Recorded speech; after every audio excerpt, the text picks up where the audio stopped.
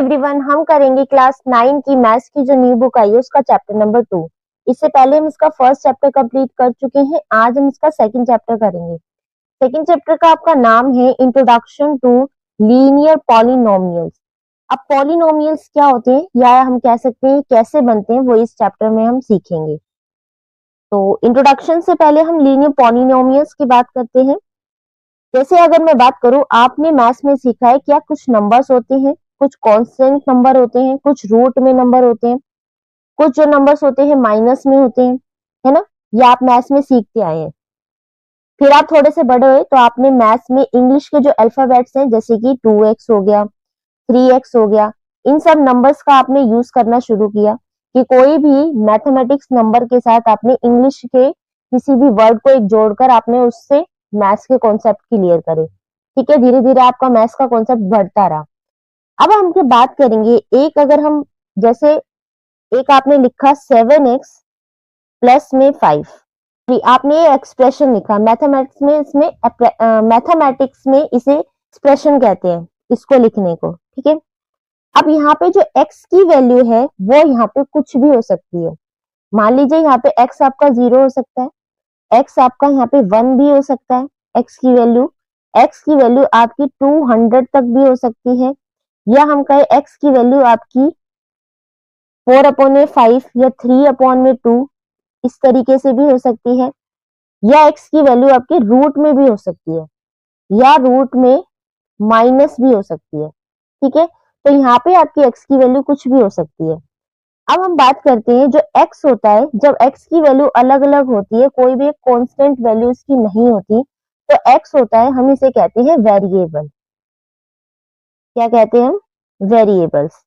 अब हम ये क्यों सीख रहे हैं, इसे वेरिएबल्स क्यों कहते हैं, क्योंकि आपके चैप्टर में ये आपको समझाया गया है कि वेरिएबल्स क्या होते हैं, कांस्टेंट क्या होते हैं और ऑपरेशंस क्या होते हैं। तो आपको ये अच्छे से समझ में आना चाहिए। अगर मैथ्स में आपको कोई एक एक्सप्रेशन दिया हुआ है, उसमें x की वैल्यू है, y की वैल्यू है, किसी भी इंग्लिश के अल्फाबेट आपको दिया हुआ है, उसकी जो वैल्यू होती है वो एक वेरिएबल होती है। वेरिएबल यानी कि उसकी वैल्यू वेरी करती है, अलग अलग हो सकती है। x की वैल्यू जैसे मैंने यहाँ लिखा है कि कुछ भी हो सकती है। ठीक है, ये तो हमने सीख लिया कि वेरिएबल्स क्या होती हैं। अब आपके मैथ्स में होता है कांस्टेंट। क्या होता है? एक कांस्टेंट। कांस्टेंट क्या होता है? कांस्टेंट होते हैं जैसे कि इस पूरे मैथमेटिक्स एक्सप्रेशन में आपका जो ये 5 है, इसे हम कहते हैं कांस्टेंट। कांस्टेंट होती है जिसकी वैल्यू चेंज नहीं होती, जैसे कि हमने अभी x की बात करी। x एक वेरिएबल है जिसकी वैल्यू कुछ भी हो सकती है, वो बार बार चेंज होगी। लेकिन यहाँ पे जो 5 है वो एक कांस्टेंट है, इसकी वैल्यू चेंज नहीं होगी। या हम कहीं यहाँ पे कोई भी नंबर है मैथमेटिक्स का, 3 है, 2 है, तो 3 की जो वैल्यू है वो 3 ही रहेगी, या 5 की जो वैल्यू है वो 5 ही रहेगी, इसलिए ये कांस्टेंट है। अब हम बात करेंगे कि ऑपरेशंस क्या होते हैं। ये होते हैं आपके ऑपरेशंस। ऑपरेशंस होते हैं जैसे कि 4 आपके ऑपरेशन होते हैं। प्लस होता है, माइनस होता है, मल्टीप्लाई होता है और होता है आपका डिवाइड। यही 4 आपके ऑपरेशंस होते हैं। या हम कहें हम किसी भी नंबर को प्लस करते हैं, माइनस करते हैं, मल्टीप्लाई करते हैं, डिवाइड करते हैं, जिससे हमारा आंसर निकलता है, तो इसे हम कहते हैं ऑपरेशन। अगर मैं इस मैथमेटिक्स की एक्सप्रेशन की बात करूं तो यहाँ पे आपको कौन सा ऑपरेशन दिया हुआ है, तो आप कहेंगे कि यहाँ पे हमें प्लस दिया हुआ है।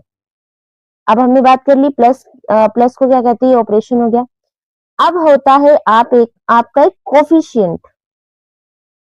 इसमें लिख देती हूँ कोफिशिएंट इस तरीके से।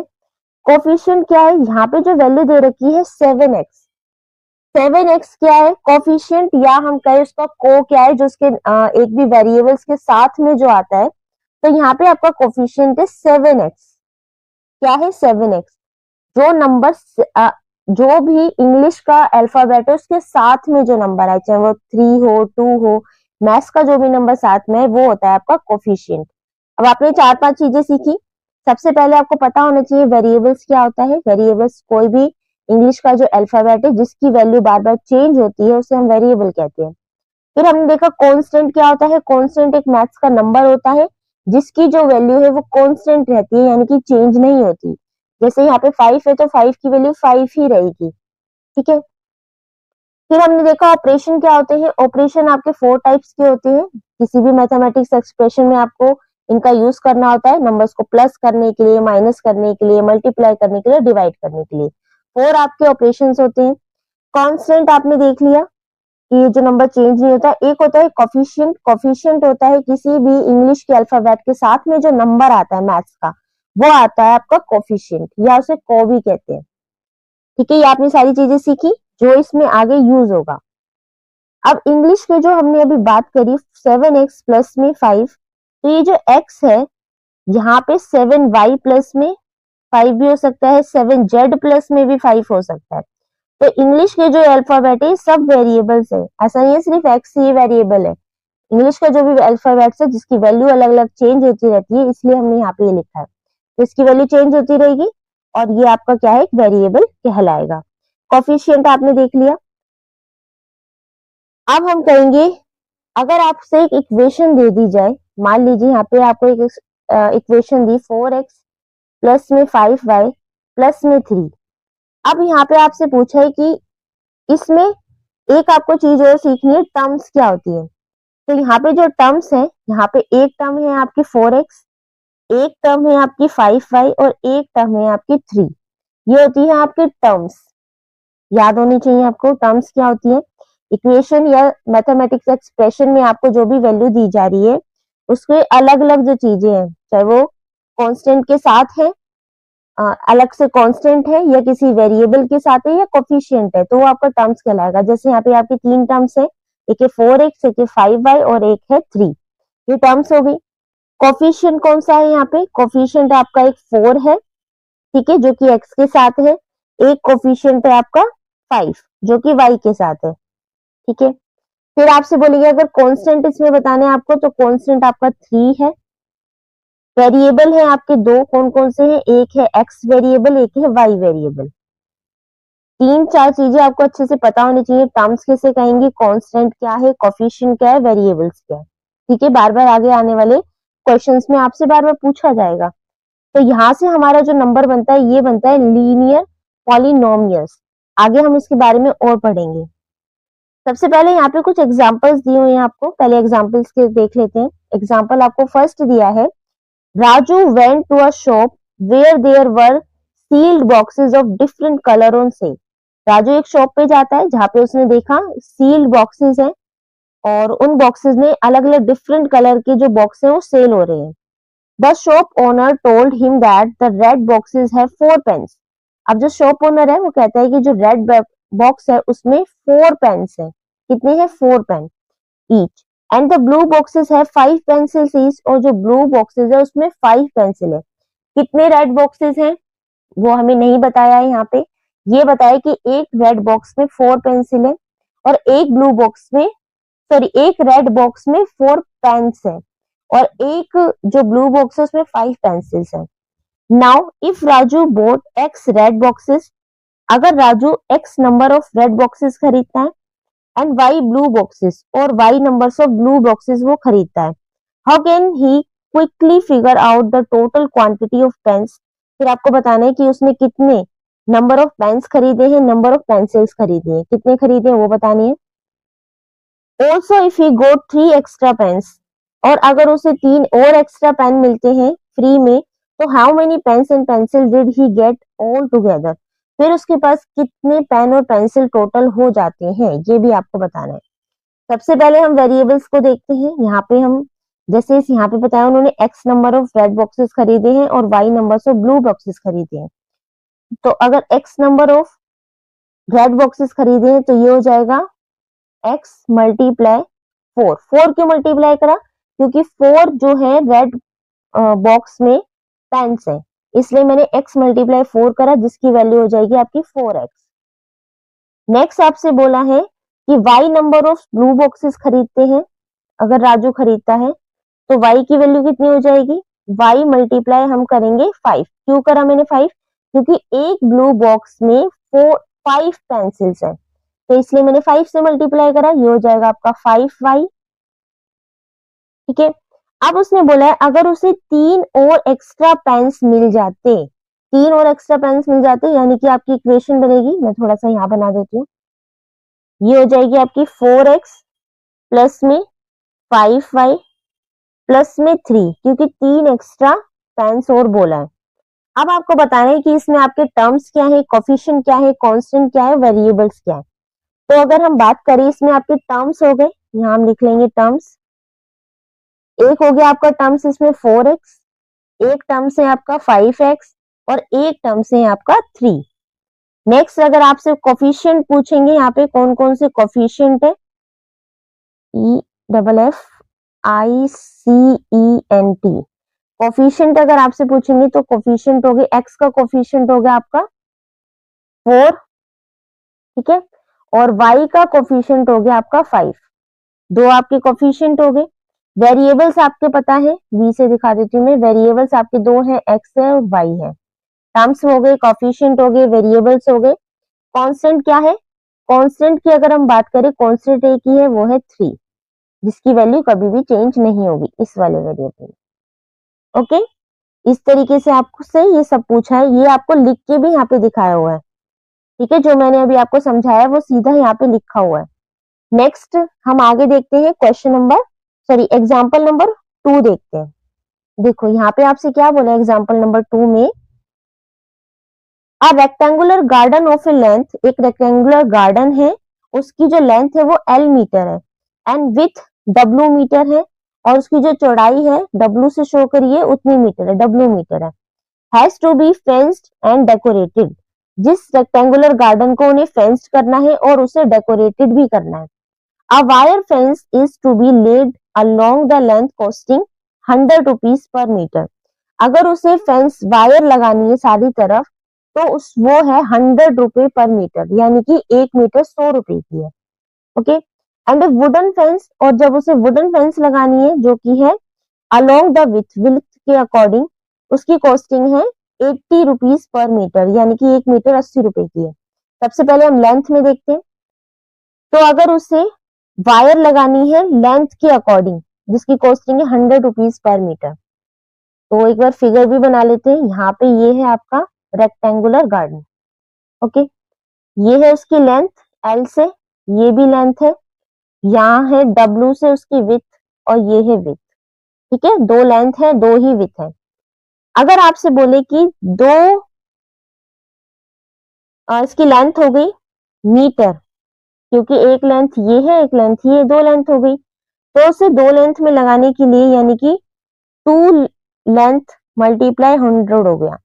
दो से क्यों मल्टीप्लाई करा, क्योंकि एक लेंथ ये है ऊपर की, एक लेंथ नीचे की, इसलिए 2L मल्टीप्लाई 100, ये हो जाएगा आपका 200L। समझ में आया कैसे करा मैंने। नेक्स्ट अगर वो बोल रहा है कि उसे वुडन फेंस लगानी है विथ के अकॉर्डिंग, जिसकी कॉस्टिंग है 100 रुपीज पर मीटर। अब विथ कितनी है, विथ भी दो है, तो यहाँ हम लिखेंगे 2 विथ पर मीटर, यानी कि 2 विथ मल्टीप्लाई, एक विथ कितने की है 80 पर मीटर, तो इसे 80 से मल्टीप्लाई कर देंगे। 80 मल्टीप्लाई 2 हो जाएगा आपका 160, ये सब रुपीज में है, इतने रुपीज लगेंगे, 160 रुपीज विथ। ओके, अब आगे उसने बोला है special seed have to be sown throughout the garden which cost 50 rupees per metre square. अब उसने बोला अगर उसे अपने गार्डन में, रेक्टेंगुलर गार्डन में एक स्पेशल सीड, एक स्पेशल टाइप की बीज भी बोनी है, जिसकी पूरे गार्डन में बोनी है, जिसकी कॉस्ट है 50 रुपीज पर स्क्वायर मीटर, यानी 1 मीटर में लगाने की 50 रुपीज है। तो हमें पता है सबसे पहले इसका एरिया निकाल लेंगे, क्योंकि अगर पूरे इसमें हमें इसको बोना है तो एरिया क्या होता है रेक्टेंगुलर का, L इंटू डब्ल्यू होता है ना। तो ये हो जाएगा L into W metre square, area आपका मीटर स्क्वायर में होता है, is equal to LW multiply 50, क्योंकि पर मीटर स्क्वायर में कितना है 50 रुपीज है, तो ये हो जाएगा आपका रुपीज 50 LW। ओके, अब आपकी इक्वेशन बन जाती है, यहाँ पे ये वाली इक्वेशन बनती है 200L प्लस में 160 विथ प्लस में 50 LW, ये आपकी एक इक्वेशन बन जाती है, ठीक है, जिसे हमने सॉल्व करेंगे। अगर आपसे एरिया निकालने को कहे, एरिया आप निकाल लेंगे। एरिया अच्छे से पता होना चाहिए आपको कैसे निकलता है, L इंटू डब्ल्यू करके, लेंथ मल्टीप्लाई ब्रेथ करके या विथ करके।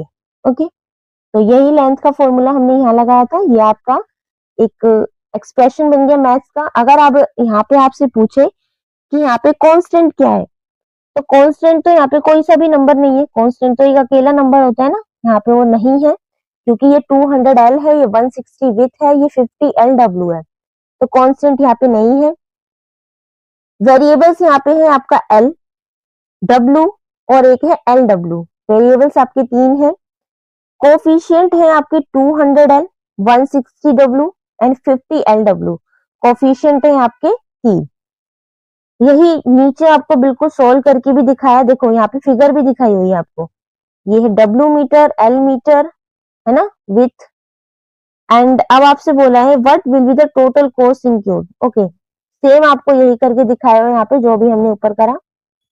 ठीक है, ये इक्वेशन बन जाती है 200L 160 with 50LW is the algebraic expression. ये एल्जेब्रिक एक्सप्रेशन है for the total cost, total cost के लिए। हमने इसमें अगर थिंक और रिफ्लेक्ट की बात करें तो हमने इसमें टर्म्स भी बता दिए, वेरिएबल्स भी कौन से हैं, कोफिशिएंट भी कौन से हैं। टर्म्स अगर हम बात करें तो टर्म्स है आपकी, एक है 200L, एक है 160W, एक है 50LW, है ना। और वेरिएबल्स कौन कौन से हैं, वेरिएबल्स हैं आपके L है, W है और LW है, 3 ही आपकी वेरिएबल्स है। कोफिशिएंट है आपके 2L, 200L, 160W and 50LW, ये आपके कोफिशिएंट है। ओके, अब है एग्जांपल नंबर 3 भी देखते हैं एक बार।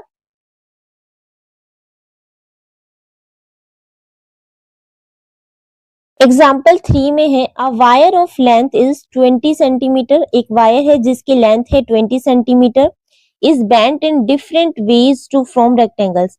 जिसको बेंट करके यानी कि जिसको मोड़ के अलग अलग तरीके के रेक्टेंगल्स बनाए जाते हैं। For example we can have a rectangle with length 7 centimetre. हमने एक बैंड को, मतलब एक, ये है आपकी 20 सेंटीमीटर वायर, ठीक है, इसको बेंड करके एक रेक्टेंगल बनाया है, जैसे कि क्वेश्चन में आपको एग्जांपल के तौर पे दिया हुआ है, जिसकी लेंथ है आपकी 7 सेंटीमीटर, ये 7 है, ये भी 7 है, एंड द विथ है 3 सेंटीमीटर। विथ यानी कि ये भी 3 सेंटीमीटर है और ये भी 3 सेंटीमीटर है। We can also have one of length. Okay, अब देखते हैं इसमें आपका जो एक रेक्टेंगुलर बन पाएगा, यानी ये 7 है, 7 7 7 क्या होगा आपका, प्लस में 3 3, ये हो जाएगा आपका पूरा 20 सेंटीमीटर, है ना। तो यानी कि ये रेक्टेंगल बन जाएगा। ओके, नेक्स्ट आपसे बोला है एक और रेक्टेंगल बनाया जाता है जिसकी जो लेंथ है वो है 5.5 सेंटीमीटर, यहाँ लिख लेंगे आप 5.5 सेंटीमीटर, और जिसकी विथ है 4.5 सेंटीमीटर, यानी कि ये भी 5.5 होगा, यहाँ पे जो विथ है ये भी 4.5 होगी। ओके, फिर आपसे बोला है think of a few more ways of forming such rectangles. Can you write an expression for the areas of such rectangles? अब आपको कुछ मैथमेटिक्स एक्सप्रेशन करने हैं जिसमें आपको इस रेक्टेंगल का एरिया बताना है। तो रेक्टेंगल का एरिया बताने के लिए पहले हम देखते हैं कि ये जो 5.5 है और 4.5 है और हमें जो वायर दी हुई है 20 सेंटीमीटर, क्या इससे ये रेक्टेंगल बन पाएगा? हम क्या करेंगे, इसको ऐड कर देंगे, या हम पेरीमीटर का फॉर्मूला भी लगा सकते हैं। अब आपको पता होना चाहिए रेक्टेंगल के पेरीमीटर का फॉर्मूला क्या होता है, ये होता है 2 इंटू एल प्लस वी, यहाँ लिख लेंगे 2, एल क्या है 5.5, प्लस में बी क्या है आपकी 4.5, इसको जब आप ऐड करेंगे ये हो जाएगा आपका 10, यानी कि 2 मल्टीप्लाई 10 ये हो गया आपका 20 सेंटीमीटर। तो ये रेक्टेंगल एकदम बन रहा है क्योंकि 20 सेंटीमीटर ही आपको वायर दी हुई है। चलिए, अब आपसे बोला है आपको एक मैथमेटिक्स एक्सप्रेशन बनाना है जिसमें आपको इसके एरिया की बात करनी है। अब एरिया निकालने के लिए हम क्या करेंगे, देखो इसको यहां कर लेते हैं। ये था आपका रेक्टेंगुलर शीट। अब आपकी जो लेंथ है वो मान लीजिए आप x है, ठीक है।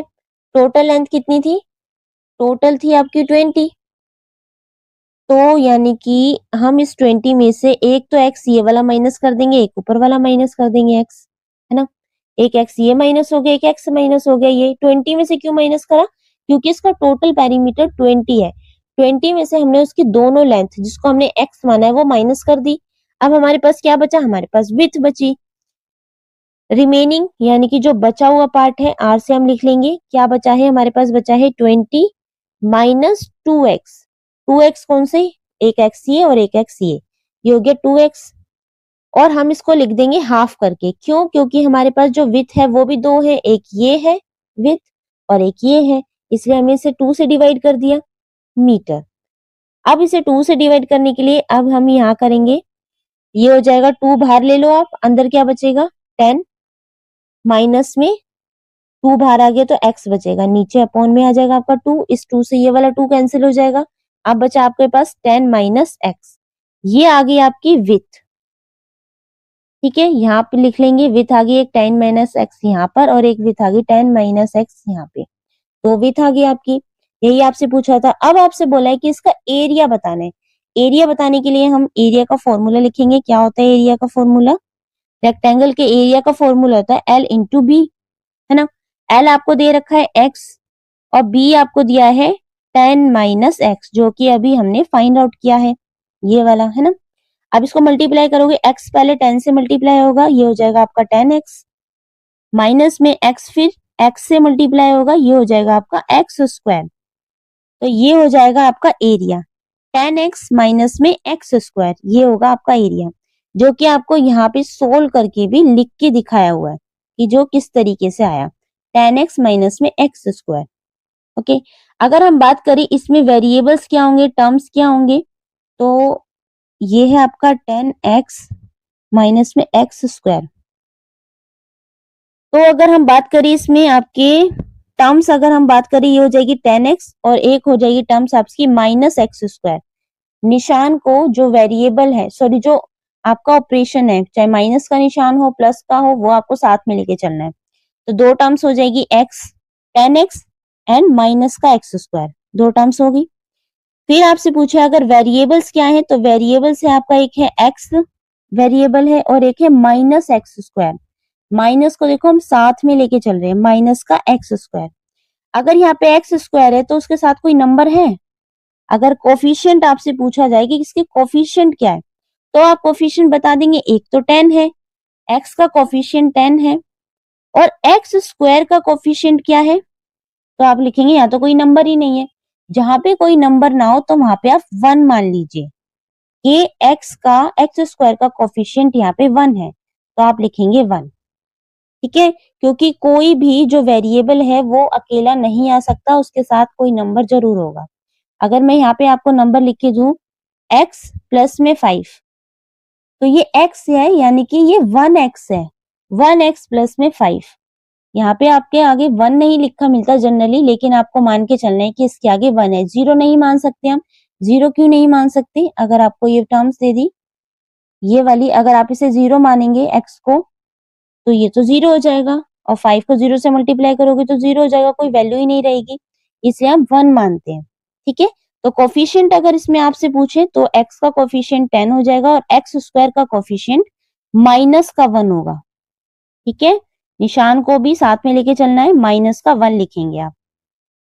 तो हमने वेरिएबल्स बता दिए, कोफिशिएंट बता दिए और इसके टर्म्स भी बता दिए। ओके, अब आगे देखते हैं।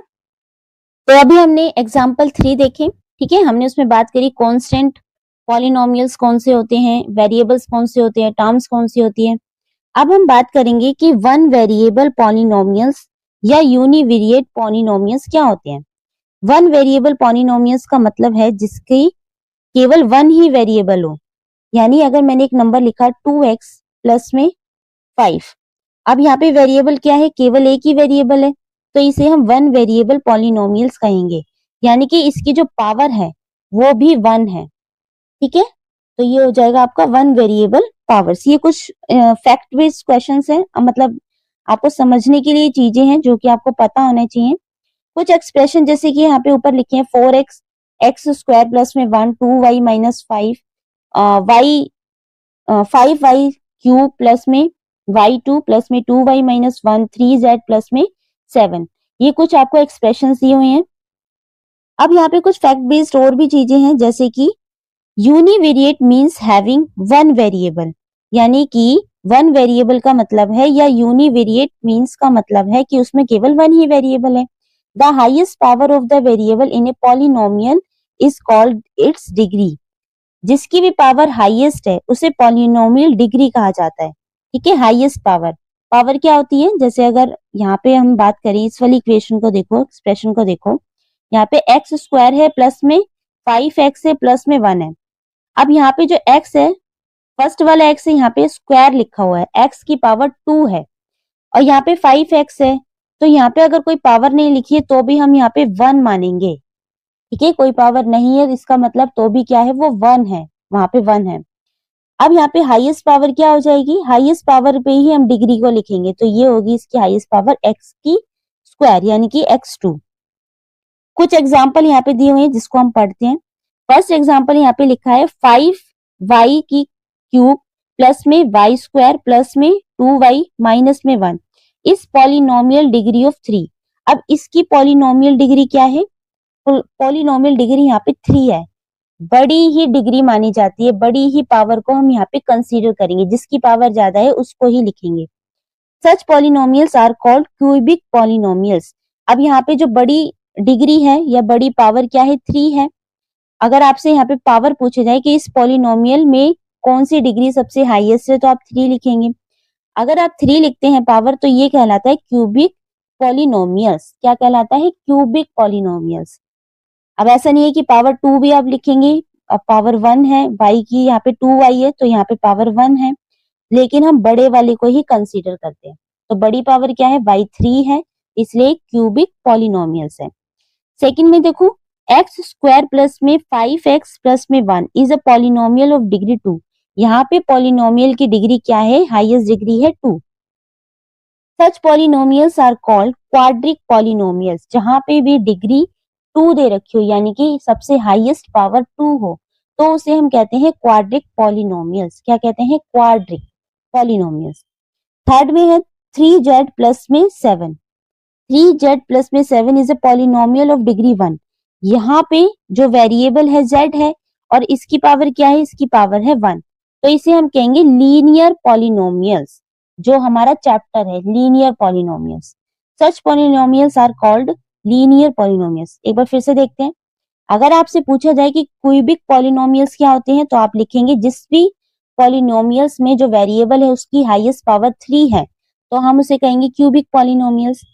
क्वाड्रिक पॉलिनोमियल्स होते हैं जिसमें भी पावर, किसी भी वेरिएबल की पावर 2 है, जो कि उसमें हाईएस्ट है। ठीक है, अगर यहाँ पे और भी बड़ी पावर दे दी जाए, यहाँ पे आपको 3 भी दे दी, पाई की 3, तो ये नहीं है कि आप 2 को ही कंसीडर करेंगे, यहाँ पे 3 भी कंसीडर होगा पहले। ठीक है, बड़ी ही पावर देखी जाती है किसी भी एक्सप्रेशन में, तो यहाँ पे बड़ी पावर 2 है, इसलिए यहाँ क्वाड्रिक पॉलिनोमियल्स है। थर्ड में है 3z प्लस में 7। यहाँ पे वेरिएबल की जो पावर है वो सिर्फ 1 है, तो ये है आपका लीनियर पॉलिनोमियल्स। पता लग गया आपको लीनियर पॉलिनोमियल्स क्या होते हैं, जहाँ पे जो पावर है किसी भी वेरिएबल की, यहाँ पे जरूरी नहीं है x ही हो, y भी हो सकता है, z भी हो सकता है, उसकी पावर अगर 1 है तो वो लीनियर पॉलिनोमियल्स है।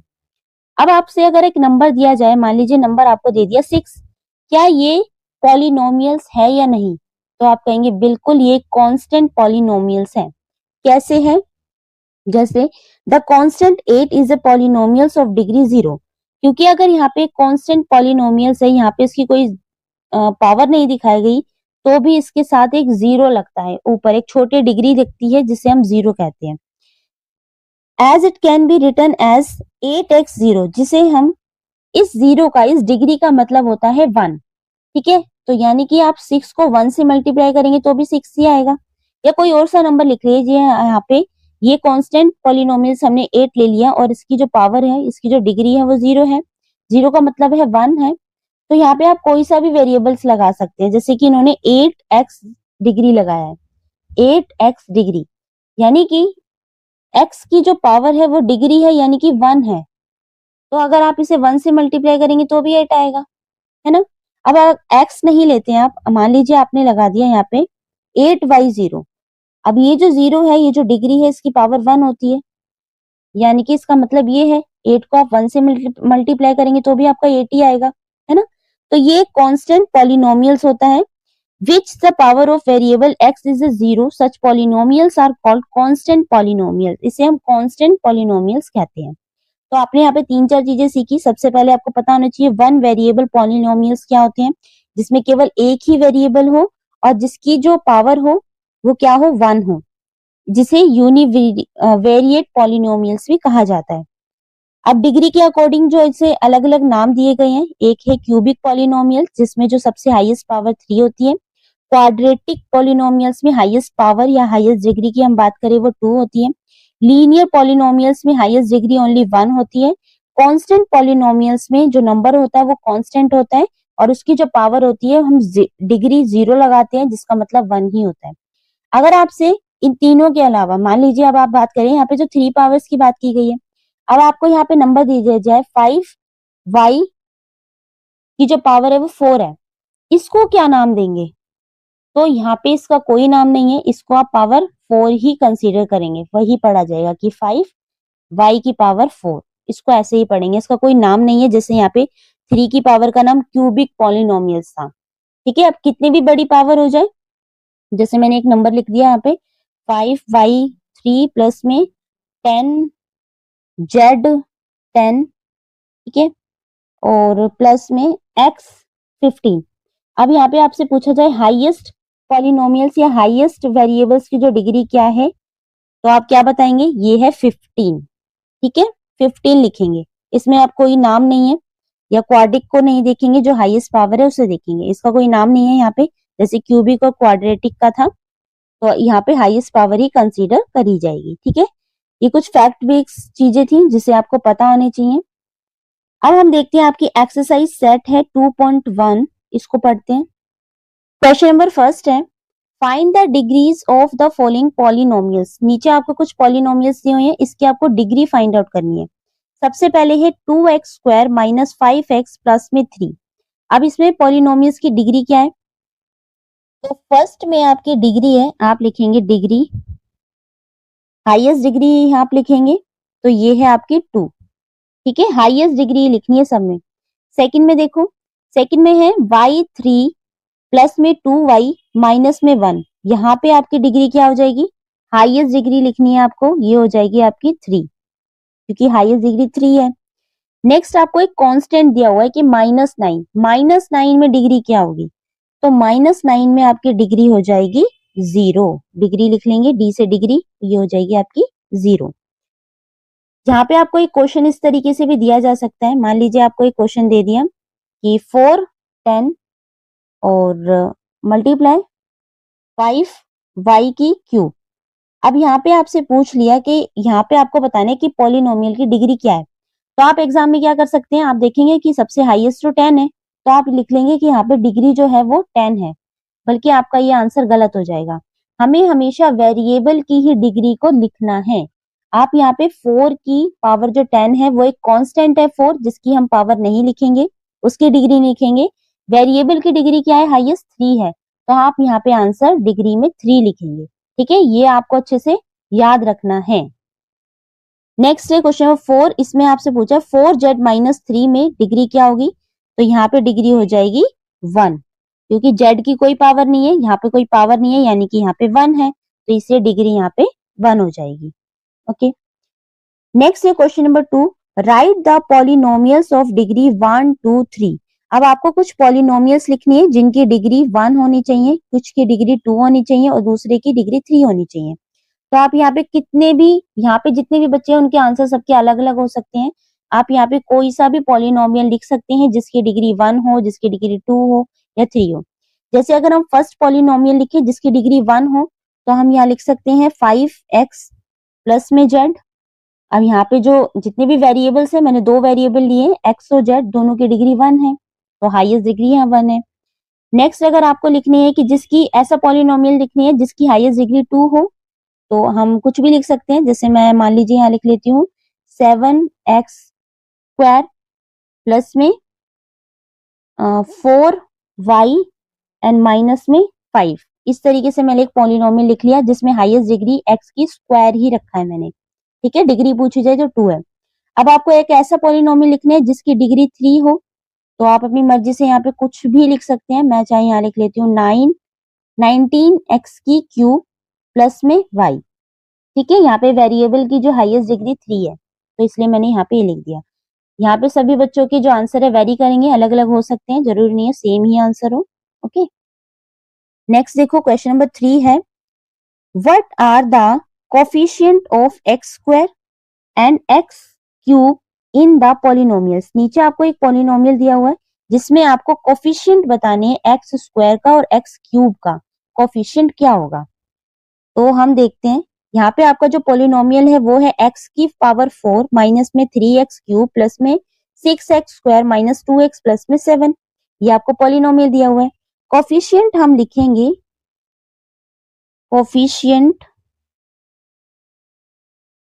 ऑफ एक्स स्क्वायर का कोफिशिएंट हो जाएगा आपका, ये है 6। ठीक है, फिर हम लिखेंगे कोफिशिएंट ऑफ एक्स क्यूब का आपका कोफिशिएंट हो जाएगा -3। ठीक है, जो ऑपरेशन है चाहे माइनस हो, प्लस को तो हम कंसीडर करते ही नहीं है, इसका मतलब प्लस ही है कि प्लस का 6 है। माइनस लिखा है तो आप माइनस को वेरिएबल के साथ लेके चलेंगे। ठीक है, तो यहाँ आ जाएगा एक्स क्यूब का कोफिशिएंट -3। नेक्स्ट देखते हैं क्वेश्चन नंबर 4 है, बहुत अच्छा क्वेश्चन है, इसको देखो। What is the coefficient of Z in the polynomial. यहाँ पे आपसे जेड का पॉलिनोमियल कोफिशिएंट पूछा हुआ है, जेड का पूछा है। यहाँ पे जेड क्यूब है, जेड स्क्वायर है, लेकिन सिंपल जो जेड है वो नहीं है, नहीं है ना इस पॉलिनोमियल में, जेड आपको नहीं दिख रहा। जेड क्यूब है, जेड स्क्वायर है, लेकिन आपसे जेड का कोफिशिएंट पूछा है, तो यहाँ पे आपको जेड नहीं दिख रहा, तो आप यहाँ पे कोफिशिएंट 0 लिखेंगे। क्योंकि हो सकता है मान लीजिए ये इक्वेशन इस तरीके से हो, जेड की क्यूब प्लस में 5 जेड स्क्वायर माइनस में 11, और एक हो सकता है आपका ये इक्वेशन हो सकती है आपकी प्लस में 0 जेड होगा। अब 0 जेड का मतलब है कोई भी चीज अगर 0 से आप मल्टीप्लाई करेंगे तो 0 होगी, तो 0 को हम लिखेंगे ही नहीं, तो यहाँ पे ये हो सकता है। इक्वेशन आपको सिर्फ इतनी दी हुई है जिसमें आपका कोफिशिएंट जेड का 0 होगा। ठीक है, क्वेश्चन नंबर 5 है, what is the constant terms of the polynomial. यहाँ पे आपको कांस्टेंट टर्म्स पूछी है इस पॉलिनोमियल की, तो कांस्टेंट टर्म्स यहाँ पे माइनस की 10 हो जाएगी। ठीक है, क्योंकि ये वेरिएबल है, 9 के साथ वेरिएबल है एक्स क्यूब, 5 के साथ वेरिएबल है एक्स स्क्वायर, और 8 का 8x है, ये भी वेरिएबल्स के साथ है, यानी कि कोफिशिएंट है। तो यहाँ पे आपसे कांस्टेंट पूछा है, कांस्टेंट आपका हो जाएगा, आंसर लिखेंगे आप माइनस का 10 नहीं लिखेंगे ना, माइनस लिखेंगे, इसके आगे माइनस है तो -10 लिखेंगे। Okay, recall the polynomials of degree 1 are called linear polynomials, जिसको अभी हमने पढ़ा कि जिसकी भी पॉलिनोमियल्स की डिग्री 1 है उसे हम लीनियर पॉलिनोमियल्स कहते हैं। In this chapter we shall study linear polynomials. इस चैप्टर में आगे हम लीनियर पॉलिनोमियल्स के बारे में और अच्छे से पढ़ेंगे। तो यहाँ तक अभी हम यहीं पे करें इस वीडियो में। नेक्स्ट वीडियो में हम 2.2 लीनियर पॉलिनोमियल्स का जो चैप्टर है वो शुरू करेंगे। अभी हम यहीं तक करें इस चैप्टर में। अभी तक हमने इसके बारे में पढ़ा कि कौन कौन सी टर्म्स है जिसे हम यूज करेंगे। टर्म्स हो गए, वेरिएबल्स हो गए, कांस्टेंट हो गए, ये बार बार चैप्टर में आएंगे, तो इससे पहले आपको पता होना चाहिए कि कोफिशिएंट क्या होता है, कांस्टेंट क्या है, वेरिएबल क्या है। ठीक है, क्योंकि आप जब तक आप ये चीजें नहीं सीखेंगे, नहीं समझेंगे, तो आपको आगे चैप्टर में समझ में नहीं आएगा कि कोफिशिएंट क्या होता है। तो चैप्टर को आगे शुरू करने से पहले पहले आप इस चीज को समझेंगे, उसके बाद ही आगे आप इसको करेंगे। ठीक है, तो इस वीडियो में हम यहीं तक करें। आई होप आपको अच्छे से समझ में आया होगा। कोई भी डाउट है तो नीचे आप कमेंट करके पूछ सकते हैं। Thank you.